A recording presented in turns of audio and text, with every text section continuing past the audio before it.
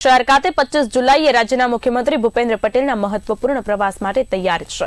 બપોરે 3 વાગે મુખ્યમંત્રી યોગી ફાર્મ ખાતે પ્રગતિનગર વિસ્તારમાં ગુજરાત હાઉસિંગ બોર્ડ દ્વારા નિર્માણ પામનાર 900 મકાનોના પ્રોજેક્ટનું ખાતમુહૂર્ત કરશે।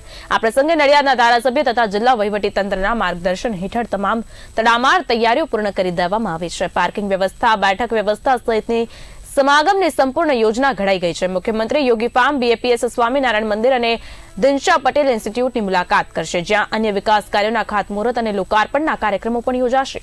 આ કાર્યક્રમો ખેડા જિલ્લાના વિકાસને નવો વેગ આપશે અને નગરજનોને અનેક સુવિધાઓનો લાભ મળશે।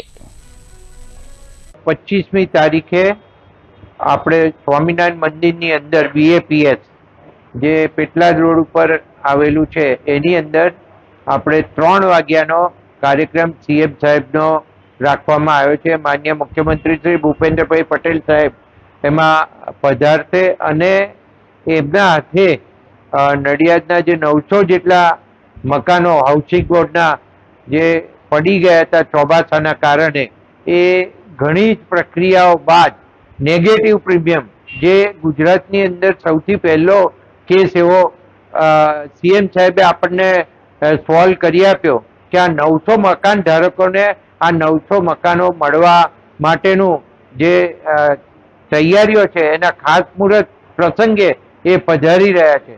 તો આપ સૌ જનતાને આ બીએપીએસ મંદિર ખાતે 25મી તારીખે 3 વાગે સૌને પધારવા માટે મારી વિનંતી।